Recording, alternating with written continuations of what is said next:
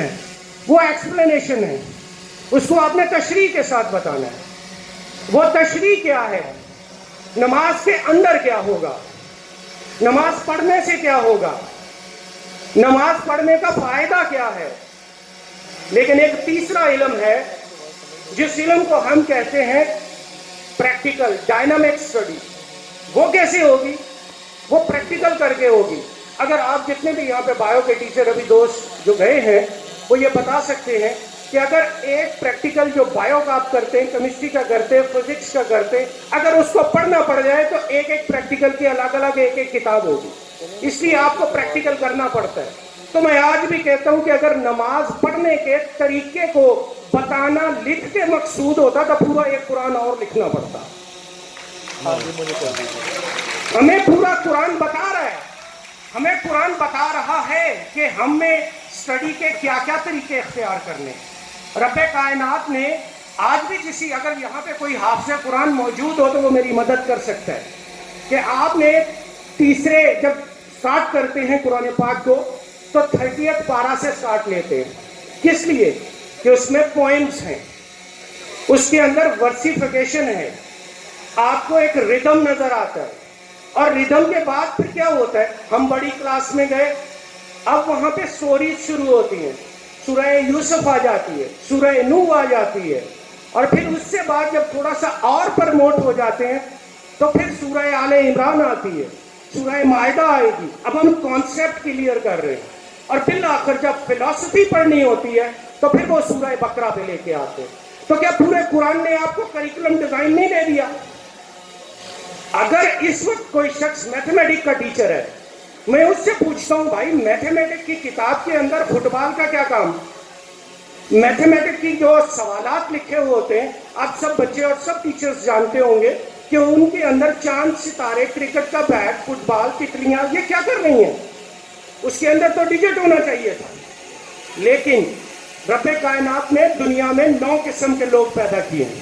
ایک وہ ہیں جو لسانی قابلیت کے لوگ ہیں، وہ ہسٹوریکل وے میں سمجھتے ہیں، اور ایک ہمارے پاس وہ لوگ ہیں جو حسابی قابلیت کے ہیں، وہ حساب کے ذریعے سے سمجھیں گے، 2+4=6 وہ اس کو سمجھیں گے، اور کچھ ہیں جو نیچرل کیپیبلٹی کے ہیں، وہ یہ سمجھیں گے کہ کس طرح سے قدرت کے ساتھ جو ہے وہ لنک ہو کے اسٹڈی کی جا سکتی ہے۔ میں اپنے معلمین سے اور ان بچوں سے بھی درخواست کروں گا، ان پیرنٹس سے بھی درخواست کروں گا کہ کبھی اپنے ایک بچے کو کسی دوسرے بچے کے ساتھ کمپیئر مت کریں۔ اگر آپ کا ایک بچہ بہت لائق ہے تو اس کا مطلب ہرگز نہیں ہے کہ دوسرا بچہ بھی ویسا ہی لائق ہوگا، لیکن وہ نالائق نہیں ہے، یہ یاد رکھیے۔ کلاس روم کے اندر جو سب سے زیادہ سوال کا جواب دیتا ہے، اٹھ کے بات کرتا ہے، میری طرح بڑی اچھی تقریر کرتا ہے، مت سمجھیے کہ وہ لائق ہے۔ میں سمجھتا ہوں اور ثابت کر سکتا ہوں مثالوں سے کہ وہ بچہ لائق ہے جو پچھلی صف میں بیٹھا ہوا ہے، خاموش ہے، کم سوال کا جواب دیتا ہے، لیکن 1 سال کے بعد رزلٹ آتا ہے تو اس کے نمبر سب سے زیادہ ہوتے ہیں۔ سارا سال آپ نے اس کو جاہل کہا، سارا سال آپ نے اس کو نالائق کہا، سارا سال آپ نے اس کو اگنور کیا، لیکن آپ نے سمجھا نہیں کہ یہ وہ بچہ ہے جس نے بڑے ہو کے کتابیں لکھنی ہے، اور وہ بچہ جو سوال و جواب بڑے تیز تیز دے رہا ہے وہ بچہ ہے جس نے آ کے یہاں پہ پڑھانا ہے۔ یہ فرق ہے۔ قائد اعظم، ان کی کوئی بڑی کتاب آپ کو مارکیٹ میں نظر نہیں آئے گی جس میں فلسفی کا تذکرہ ہو، لیکن ان سے بڑا مقرر کوئی نہیں تھا۔ لیکن اقبال کی کتب ایسی ہیں کہ جن کو سمجھنے اور پڑھنے کے لیے پی ایچ ڈی کرنی پڑتی، لیکن وہ بہت اچھے مقرر نہیں تھے۔ تو میں کیا سمجھوں کہ وہ نالائق تھے، یا میں کیا سمجھوں کہ قائد اعظم جو ہے وہ لکھ نہیں پائے اس وجہ سے نالائق تھے؟ نہیں، وہ دونوں مختلف انٹیلیجنسز کے لوگ تھے۔ بخدا اپنے بچوں کا کمپیریزن مت کیجئے۔ اور ایک بات سے مجھے اختلاف ہے، ابھی یہاں پہ جس بھی بچے کی تعریف کی گئی اس کو یہ کہا گیا کہ یہ مستقبل کا ڈاکٹر ہے۔ معذرت کے ساتھ، وہ مستقبل کا ٹیچر کیوں نہیں بن سکتا؟ کیا کمی ہے؟ آپ سب لوگ اگر معلم ہیں تو پھر اس بچے کے اندر آپ نے ابھی سے یہ کیوں انسرٹ کرنا شروع کیا ہے کہ نہیں doctor is only good? Why not the teacher? میرا معلم کیوں اچھا نہیں ہے جو ایک پوری کی پوری قوم بنا رہا ہے؟ وہ اچھا بزنس مین کیوں نہیں بن سکتا؟ وہ اچھا وکیل کیوں نہیں بن سکتا؟ ہم نے یہ سوسائٹی میں ڈسکریمنیشن کیوں کر دی ہے؟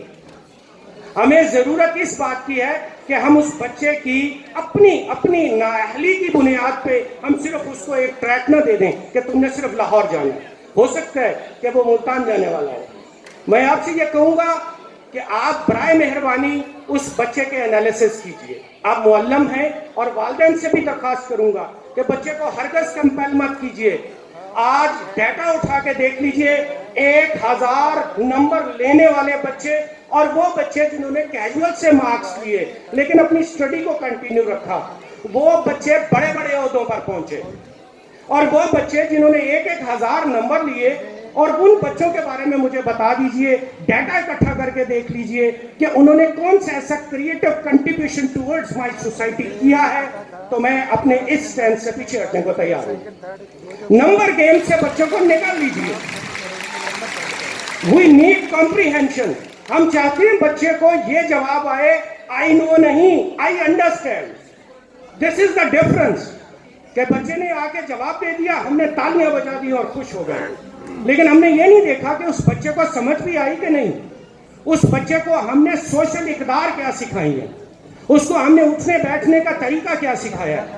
اس بچے کو ہم نے 1000 رٹافیکیشن لینے کے لیے اس پہ زور زبردستی تو لگا دی، لیکن اس بچے کو کل کو جس کو اس نے معاشرے کو فیس کرنا ہے، اس نے سوسائٹی کو فیس کرنا ہے، اس وقت کے لیے کیا ہم نے تیاری کی ہے.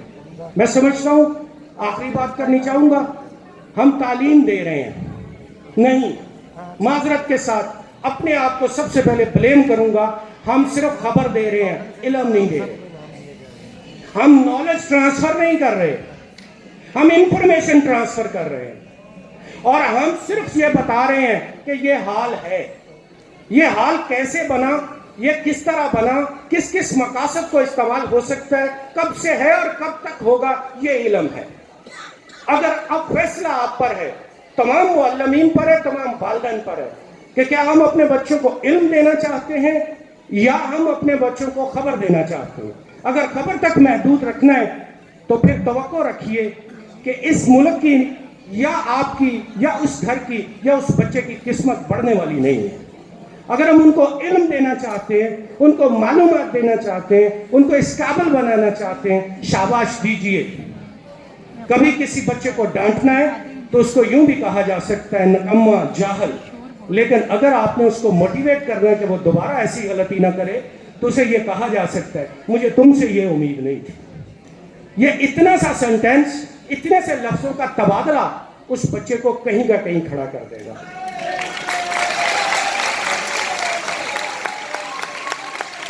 اب یہ ایک بات ہے جس سے نوجوان بڑے خوش ہوں گے. میں چونکہ سائیکالوجی کا اسٹوڈنٹ ہوں تو میں کہتا ہوں کہ کچھ اسٹوڈنٹس ایسے ہوتے ہیں جن کو میوزک کے بغیر یاد نہیں آتا. اگر یہاں پہ کچھ والدین ہیں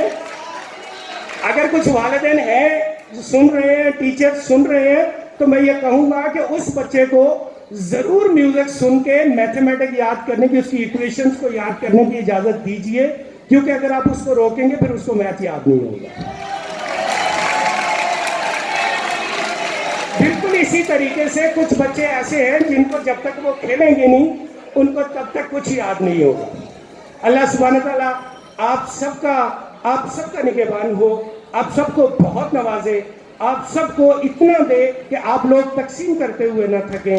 اپنے بچوں کا خیال رکھیے، آسانیاں بانٹیے. اللہ حافظ.